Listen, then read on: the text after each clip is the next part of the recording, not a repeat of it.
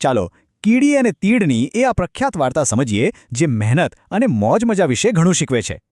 આ વાર્તા એક સવાલ ઊભો કરે છે: કામ અને આનંદ વચ્ચેનું સંતુલન કેવી રીતે જાળવવું? તો ઉનાળાની ઋતુ હતી અને આપણા બે પાત્રો હતા જેમની જીવન જીવવાની રીત એકદમ અલગ હતી. કીડી તો આખો દિવસ મહેનત કરતી, એ શિયાળા માટે અનાજ ભેગું કરી રહી હતી. અને તીડ, એ તો બસ ગિટાર વગાડતો, ગાતો અને નાચતો, કોઈ ચિંતા જ નહીં. એ તો કીડીની મજાક ઉડાવતો, કહેતો, અરે આટલું બધું કામ શા માટે, મજા કર. પણ કીડીનો જવાબ એકદમ સ્પષ્ટ હતો: આજની મહેનત જ આવતીકાલે આરામ આપશે. અને થયું પણ એવું જ. જોતજોતામાં ઋતુ બદલાઈ અને કડકડતી ઠંડીનો શિયાળો આવી ગયો. ચારે બાજુ બસ બરફ જ બરફ. ખાવાનું શોધવું હવે લગભગ અશક્ય હતું. તીડે તો ઉનાળામાં કોઈ તૈયારી જ નહોતી કરી. હવે એની પાસે ખાવા માટે કંઈ નહોતું.